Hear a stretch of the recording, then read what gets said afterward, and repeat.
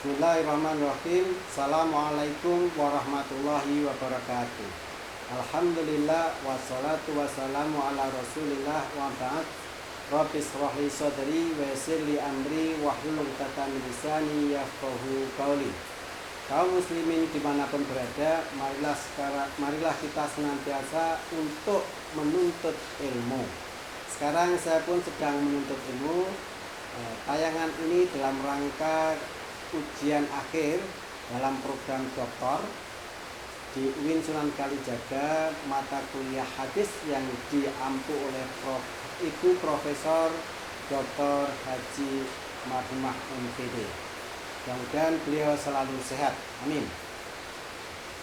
Kaum muslimin dimanapun berada, marilah kita mencoba mengkaji tentang satu tema hadis. Ya, ini kami beri nama apakah kebaikan bisa mendatangkan kejahatan. Nah, analisis tematik. Jadi hadis ini diriwayatkan dari berpusat pada Al-Qudri, tapi kemudian diriwayatkan oleh Imam Bukhari sampai 3 kali dengan sedikit 3 jalur sanad yang berbeda. Kemudian diriwayatkan oleh Imam Muslim 3 kali dengan sedikit jalur sanad yang berbeda, dan juga diriwayatkan oleh Nasai dan Ibnu Majah. Pada Imam Bukhari, Imam Bukhari meriwayatkan hadis ini ternyata meletakkan dalam tiga kitab. Jadi ada di kitab zakat pada hadis nomor 1372, kitab jihad dan penjelajahan dengan nomor hadis 2630, kemudian dalam kitab hal-hal yang melunakkan hati, dalam hal-hal yang melunakkan hati.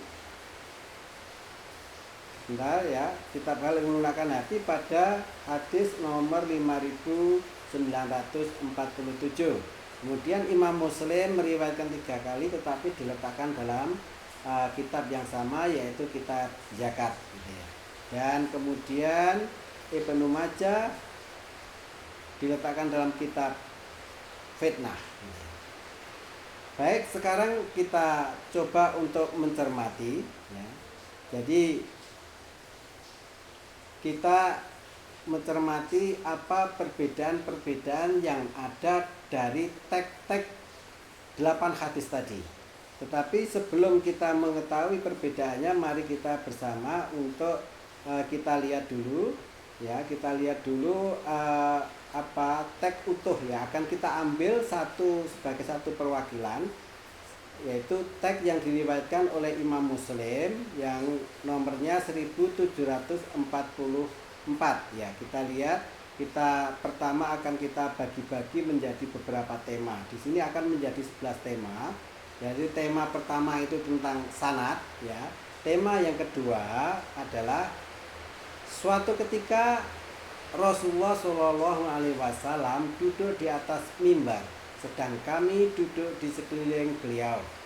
Kemudian tema yang ketiga, kemudian beliau bersabda, yang aku khawatirkan terhadap kamu semua sepeninggalanku kelak ialah karunia Allah terhadap kalian berupa harta benda perhiasan dunia.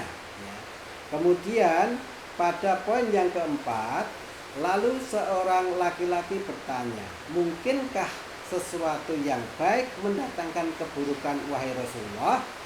Kemudian poin yang kelima, mendengar pertanyaan itu Rasulullah SAW. Nah, kemudian sang penanya itu ditegur oleh sahabat-sahabat yang lain. Kemudian dikatakan kepada sahabat yang menanyakan tadi,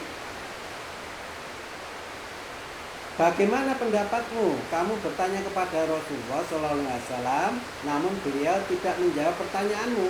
Laki-laki itu menjawab, aku mengira mungkin wahyu sedang diturunkan kepada beliau. Kemudian selanjutnya, setelah sadar kembali, beliau menghapus keringat beliau. Poin ke-7, lalu bersabda, sesungguhnya penanya ini adalah penanya yang cerdas. beliau mengucapkan dengan sikap seperti memuji. Kemudian yang nomor 8, kemudian beliau bersabda, sesungguhnya kebaikan itu tidak akan mendatangkan keburukan. Kemudian poin yang ke-9, tetapi apa yang ditumbuhkan di musim hujan kadang-kadang dapat membunuh atau menyakitkan. Poin yang ke-10, kecuali bagi pemakan sayur-sayuran yang memakan hanya sampai kenyang, kemudian dia menghadap ke matahari, lalu buang air besar atau kecil, sesudah itu barulah ia makan kembali. Kemudian poin yang terakhir, sesungguhnya harta benda dunia itu kelihatannya hijau dan manis, tetapi sebaik-baik harta seorang muslim ialah yang disedekahkan kepada seorang miskin atau kepada anak yatim atau kepada ibnu sabil dan yang melakukan perjalanan atau seperti yang disabdakan oleh Rasulullah SAW. Yang ke-12 terakhir, siapa yang memperoleh harta dengan tidak halal, maka ia seperti seorang yang makan namun tidak pernah kenyang atau tidak pernah puas, sedangkan harta itu akan menjadi saksi bagi keserakan kelak di hari kiamat, gitu ya. Ya. Kemudian ini teks 12 poin tadi, ini teks yang diriwayatkan oleh Imam Muslim yang pada nomor hadis 1744. Nah, untuk menganalisis dan membandingkan maka kita membuatnya adalah seperti ini. Jadi poin pertama itu kita sandingkan bersama, gitu ya. Baik yang diriwayatkan oleh Bukhari nomor hadis ini, kemudian Muslim, kemudian Nasai. Kenapa ini kok tidak seragam lagi? Karena ini adalah sudah mengalami satu kemiripan. Jadi teks hadis yang diriwayatkan oleh Imam Bukhari dengan nomor B1372 itu sama dengan Imam Muslim, sama dengan Imam Nasai. Semuanya poin-poin tadi kita banding-bandingkan seperti itu, sehingga kita akan memudahkan di mana letak perbedaannya, apakah ada perbedaan ataupun tidak, gitu ya. Ya, sekarang kita lihat. Nah, setelah itu maka kemudian kita analisis baik non verbal maupun verbal. Kita lihat saja. Nah, dari non verbal itu ada yang hadisnya itu meriwayatkan duduk, ada yang berdiri, ada yang duduk, ada yang tidak mengungkapkan bahwa posisi Rasulullah seperti apa. Kemudian dalam kesenyapannya itu ada diam sesaat, kemudian ada tindakan tangan. Ketika tindakan tangan itu Rasulullah mengusap keringat. Kemudian ada yang tidak dikabarkan, teks hadis yang tidak mengabarkan bahwa Rasulullah mengusap keringat, tetapi bahkan ada yang mengatakan setelah diam Rasulullah sadar. Artinya ketika diam itu Rasulullah tidak sadar mungkin ya. Kemudian sadar dan mengusap keringat. Nah, di sini berarti Rasulullah mengalami sesuatu yang sangat berat atau mengerjakan sesuatu yang sangat berat, sehingga dalam keadaan diam pun menyucurkan keringat. Ya. Kemudian untuk posisi penanyanya gimana? Ada yang duduk, ada yang tidak dikabarkan, kemudian ada yang duduk di sekelilingnya. Itu adalah perbedaannya, ternyata hadisnya itu adalah berbeda-beda, gitu ya. Teks hadisnya berbeda-beda.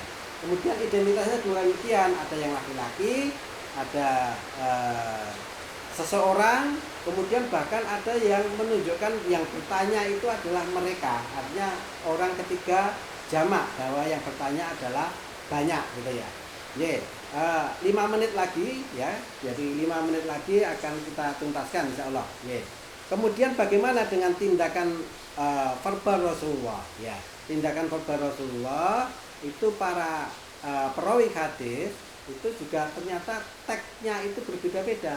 Ya, kemudian teks Bukhari pun juga mengalami berbeda-beda, padahal seorang diri yang meriwayatkan karena jalurnya agak berbeda maka juga berbeda-beda, gitu ya. Nah, demikian cara kita itu untuk menganalisis hadisnya adalah seperti ini ya, dan ini adalah yang dilakukan oleh J.H. Kramer ya dalam menganalisis hadis dengan cara mengelompok-kelompokkan seperti itu, sehingga terjadi satu di mana letak perbedaannya, di mana letak persamaannya, sehingga kita akan tercerahkan.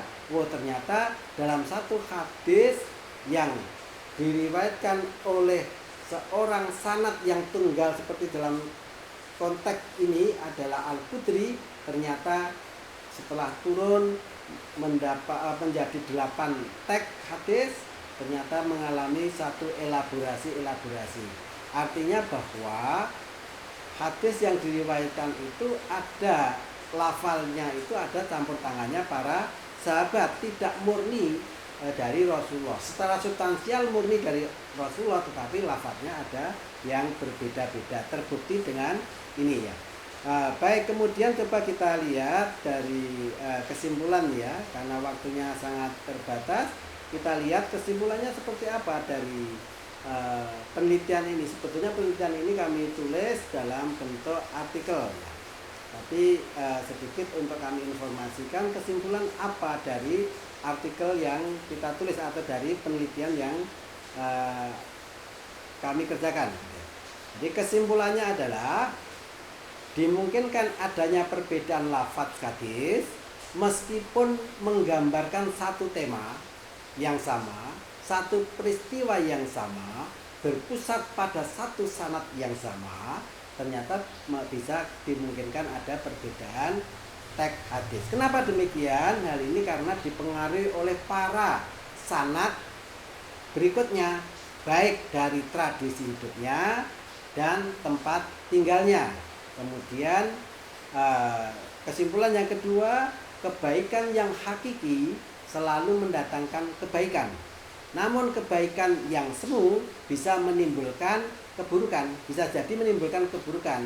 Seperti pepatah mengatakan ada udang di balik batu. Kemudian kesimpulan yang ketiga, harta benda dan kemewahan dunia lainnya dapat membinasakan pemiliknya atau setidaknya menimbulkan kegelisahan, kecuali jika pemiliknya memanfaatkan secukupnya dan selebihnya untuk disedekahkan kepada fakir miskin, anak yatim, ibnu sabil, atau yang telah dituntunkan oleh Rasulullah SAW. Kemudian orang yang mendapatkan harta tidak halal akan menjadikan dirinya tidak pernah terpuaskan. Dimetaforakan seperti hewan pemakan rumput yang tidak berhenti merumput karena tidak merasa kenyang. Demikian kesimpulan ini, maka J.H. Kramer itu menyarankan tidak sebaiknya hadis itu diteliti oleh berbagai disiplin ilmu, baik itu ilmu sejarah, ilmu hukum, dan ilmu bahasa, dan ilmu-ilmu yang lainnya, sehingga bisa menempatkan satu hadis dengan hadis yang tepat. Ternyata kita sudah tahu sekarang bahwa ternyata teks hadis itu berubah-ubah karena ada elaborasi dari para sanadnya. Demikian, mudah-mudahan bermanfaat. Kurang lebihnya saya mohon maaf. Assalamualaikum warahmatullahi wabarakatuh.